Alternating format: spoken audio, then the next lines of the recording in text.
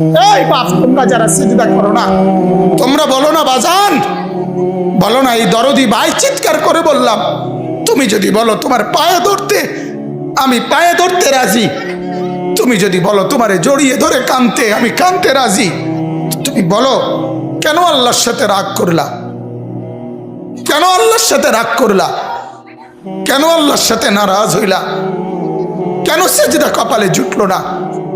কেন মালিকের সাথে সারাদিনের এত কিছুর বিনিময়ে আল্লাহ তাআলা একটা মিস কল দিলে, 2 সেকেন্ডের একটা মিস কল দিলে বন্ধু তুমি টের পাও তোমার মোবাইলে মিস কল আসছে, এত বড় মসজিদে 6টা মাইকের হরন দিয়া আল্লাহু আকবার বলে তোমারে ডাক দেয়, তোমার একটাবারও কানে লাগে না, বিবেকে লাগে না।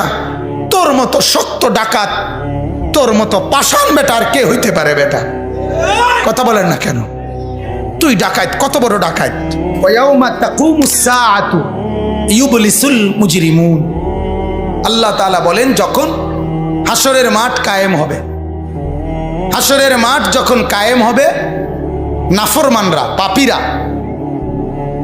সমস্ত অপরাধীরা হাসরের মাঠের দৃশ্য এক নজর চতুর্দিক দেখার পর, অবস্থাটা উপলব্ধি করার পরই ইউবলিসুল মুজরিমুন, আল্লাহ বলে সব পাপীরা একেবারে ভেবাচেকা, একেবারে এলোমেলো, অস্থির, পেরেশান হয়ে যায়।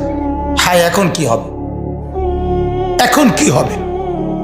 হাসরের ময়দানে দাঁড়িয়ে দেখবে আল্লাহ নবী সাল্লাল্লাহু আলাইহি সাল্লাম বলেন 2টা কদম, শুধুমাত্র 2 পাও রাখা যায় যতটুকু জায়গা।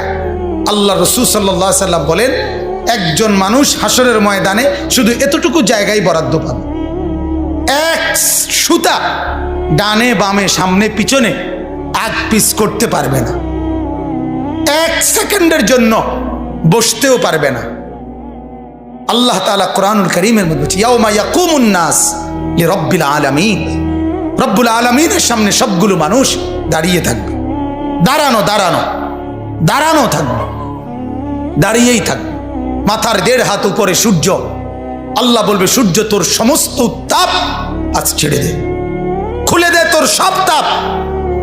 পায়ের নিচের জমিন উত্তপ্ত তামার মতো উত্তপ্ত হয়ে যাবে।